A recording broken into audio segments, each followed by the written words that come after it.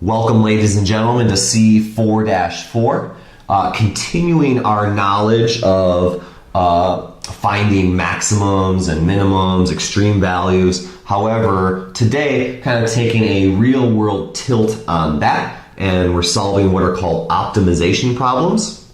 And you'll actually note that I'm not adding really anything to your knowledge today as far as calculus goes. The hard part about these problems is crafting the equations. So I don't know, in my opinion, it's obviously a beautiful day for math because these problems have a very important real-world application. We're trying to minimize or maximize situations, and that has a real-world application, as you'll see here. So might as well get right into that. So number one, an open top box is made by cutting congruent squares of side length x from the corners of a 20 by 25 inch sheet of tin. Oh man, those tin prices these days.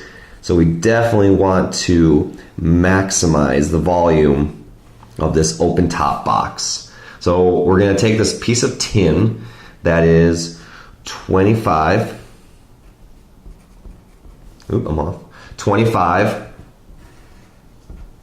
by 20. So we're going to take this piece of tin and we're going to cut, let's see, little squares of side length x from the corners. So we're going to cut that out.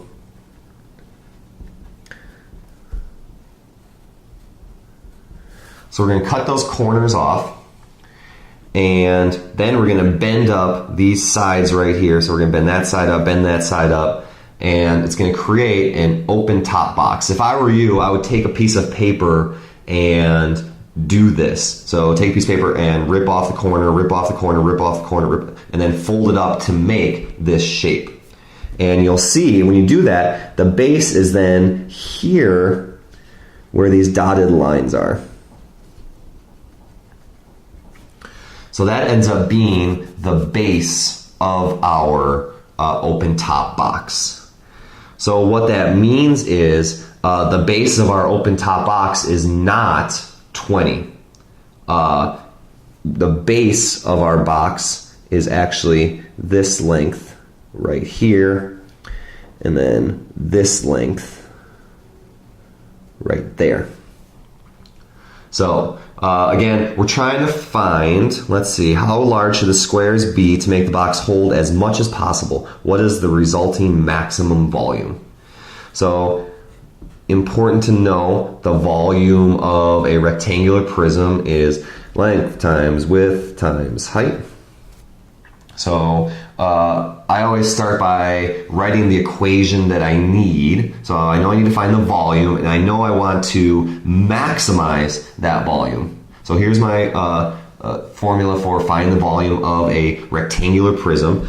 So let's see, we have a base that's a rectangle, and it's folded up, that's a rectangular prism. So let's see, the base will be this piece right here. So let's see, the length is this dotted line right here. Well, the full length is 25, but then I'm snipping off an x from either side. So the length would be 25 minus 2x. So volume equals, my length is 25 minus 2x. And then the sheet of tin is 20 here, but I'm snipping off x there. So it's 20 minus 2x for this length right here. So the width of that box is 20 minus 2x. And the height, and if you make this at home, the height is this piece right here, x. It folds up, and the height of the box is x. So honestly, that's the hard part right there. Now we're trying to find the maximum volume. So I'm going to take the derivative of the volume and find critical points.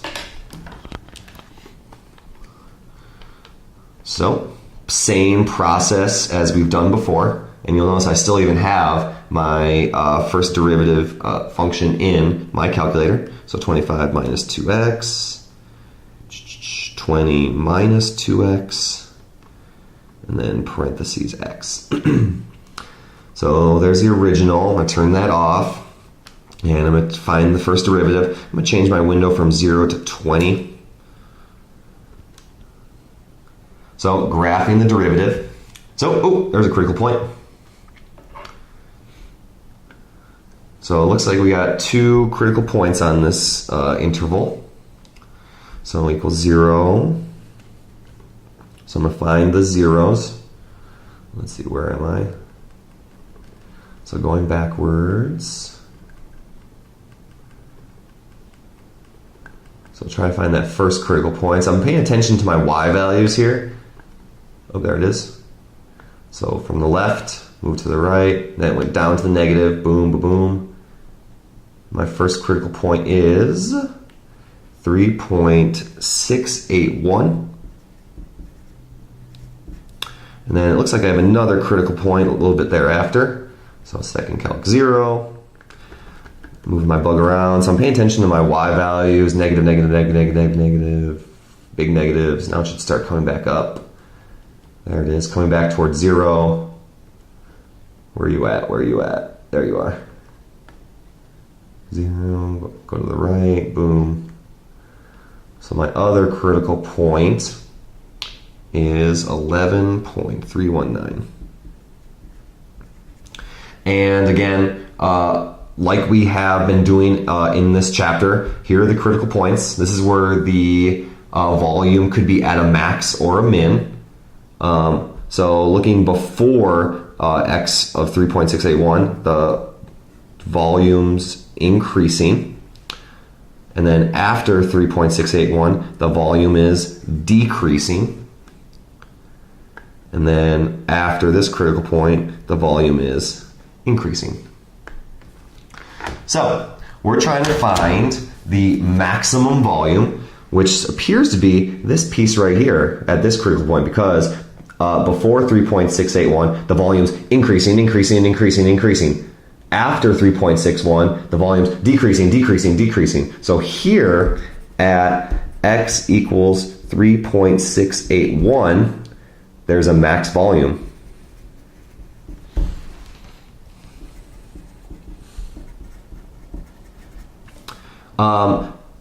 And we can calculate that by plugging in 3.681 into the original function, into this piece right here.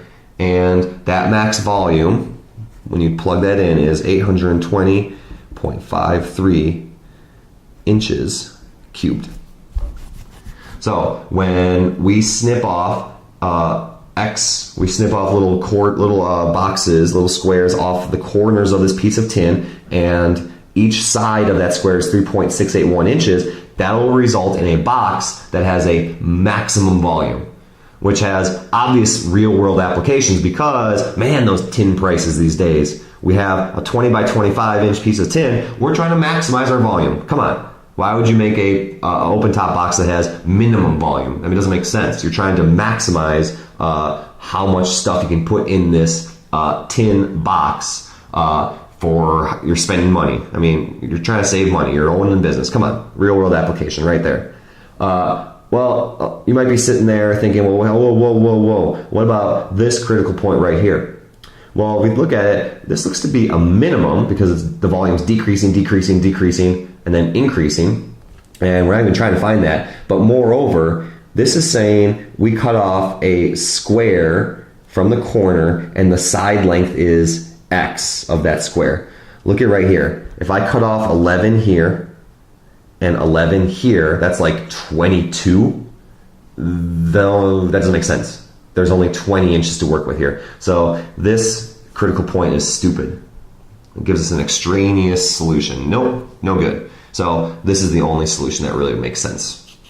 Page 2. You have been asked to design a 1,000 cubic centimeter can shaped like a right circular cylinder. What dimensions will use the least material? So again, real world application, man, those tin prices these days. You're trying to hold 1,000 cubic centimeters and you have some material, you're trying to do that the most cheaply. That's obvious. This has a real world application. So start practicing your three-dimensional shapes, because in second semester we're going to be doing this a lot. And this is not my best, but it'll work. So there is my right circular cylinder.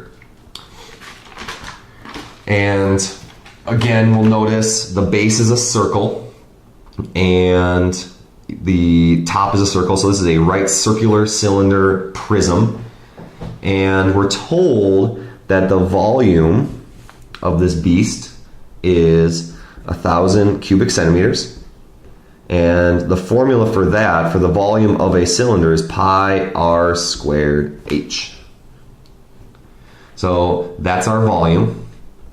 And we're given that. Now this problem is representative of what you'll see on the rest of these types of problems.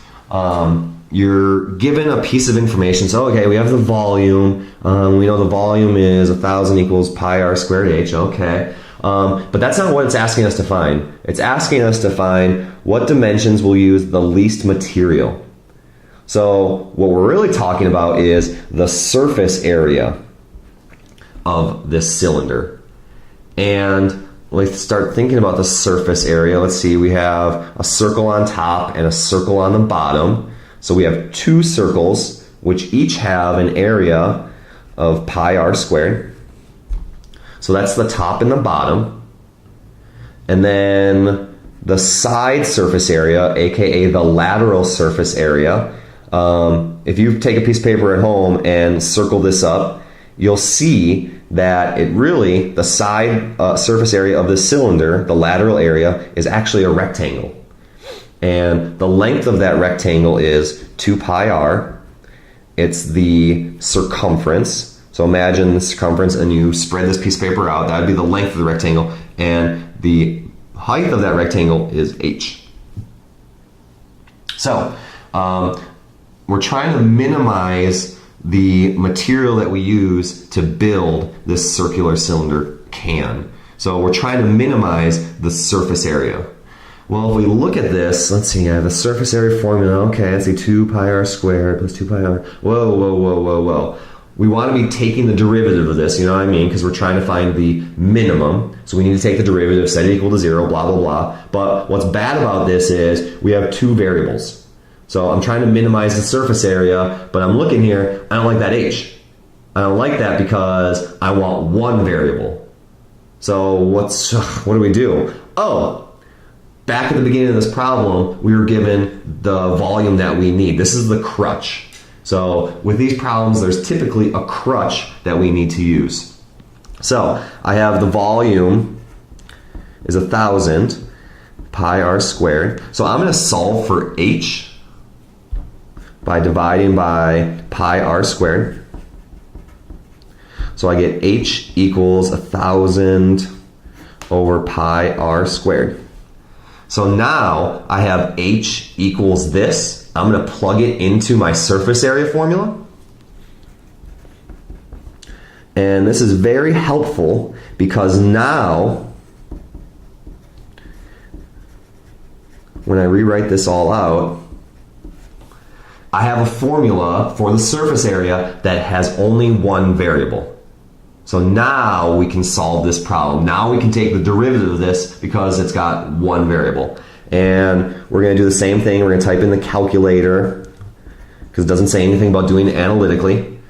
But first I'm going to simplify this. Let's see, the pi's cancel, 1r cancels. So this would be plus 2,000 over r. Okay, that's a little bit more simple. So again, same process. We're going to take the derivative, set it equal to 0. Find the critical points. Boom. Get this calculator fired up. So let's see, 2 pi r squared. Where am I? 2 pi r squared. So then plus 2 grand over r but I'm going to turn off that because I want to look at the derivative. That looks good. So take the derivative. Ooh. I'm going to scooch my window back down to 0 to 10. No, you won't. So looks as though I have a critical point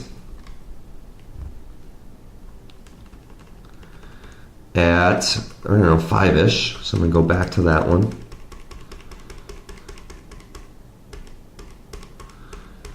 Keep going. Boom, boom. So it looks like I have a critical point at 5.419. And again, this is the change in surface area. So before 5.19, the surface area is decreasing. After 5.149, the surface area is increasing. So, just as the problem's asked, we're trying to find a minimum surface area when the radius equals 5.419. So that is going to give us a minimum surface area of that right circular can when the radius is that. But I believe it asks for the dimensions, so we also need to know the height. So the height would be, let's see, we have this little formula for the height right there. So 1,000 over pi r, which is 5.419 squared, which ends up being 10.84 centimeters. So those dimensions give us the minimum surface area. Man, those tin prices. Ooh, we're gonna save some money on that tin by using these dimensions, but still holding 1,000 cubic centimeters. Page 3. Find two numbers whose sum is 20 and whose product is as large as possible. So a very similar problem to what we just talked about. We have a crutch and we have what we're actually trying to find. So find two numbers whose sum is 20. So that means, let's say two numbers, x plus y equals 20. And then, well, okay, that doesn't really have anything to do with the fact that I'm trying to find the product of those two numbers. I want that to be as big as possible. So I'm trying to find the maximum product. So I'm trying to figure out the maximum this, which means I'm going to take the derivative, set equal to 0, blah, blah, blah, blah. I see two variables here again. So no good. I want to take the derivative of this product, but I see two variables, no good. Oh, right, I got this crutch.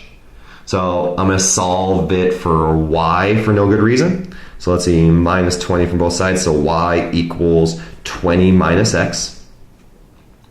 And then if I plug that into my product function, y equals 20 minus x. I use my crutch, and now I have an equation with only one variable. Thank goodness. So here's my product equation, and just because I'm feeling lazy, I'm going to keep using my calculator. And my equation is x, 20 minus x. Turn that beast off.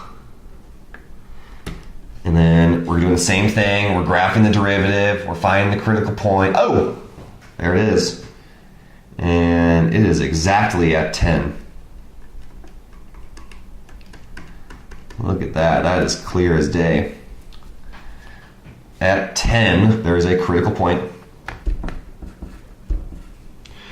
Before that, it's positive.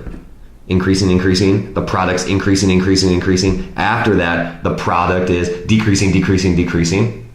So there is a max product when x equals 10. And if let's see, I'm trying to find the y value also. Let's see, y is 20 minus x. So it turns out, oh, the y is 10 also. It's a square. It's a square, ladies and gentlemen. The max rectangle is a square. Next problem.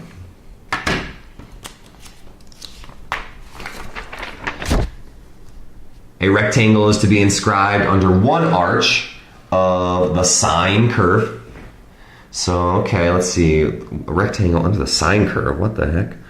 So let's see. Let's sketch a little graph.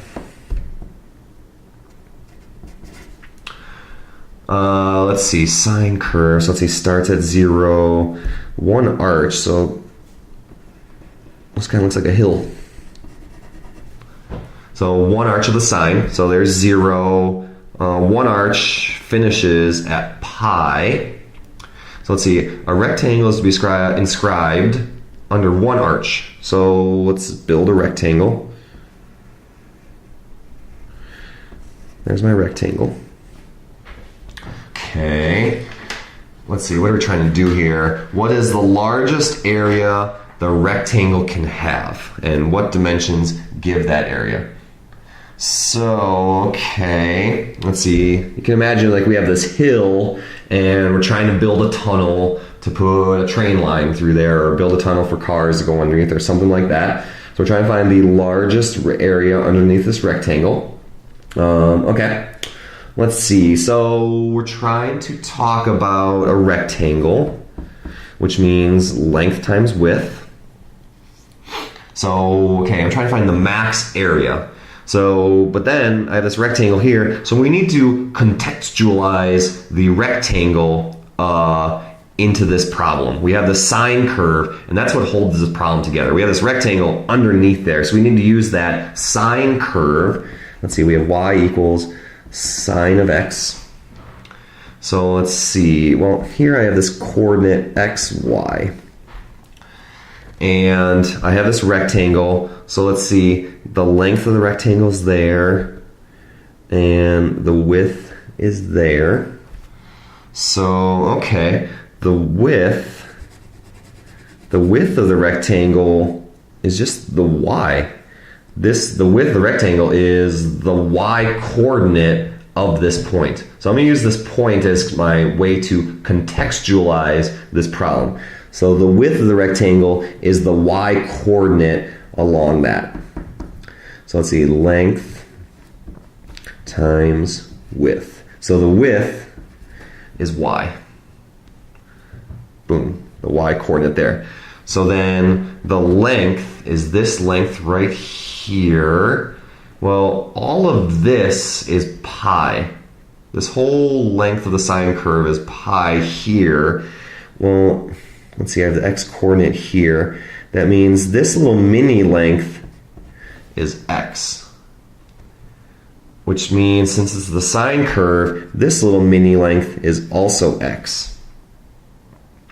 So then the length of the rectangle left over, all of this is pi. We snip off an x, snip off an x. So this length right here is pi minus 2x. Because that's x, and then by symmetry that's x. The whole length is pi. We snip that off. The length of our rectangle is pi minus 2x. Okay, so we have our formula. So let's see, we have area, that times width. Ugh, crap.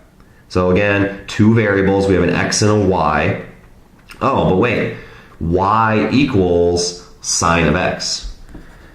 So then we can then plug into the y is just sine of x. So there is our area formula. So now we're going to take the derivative.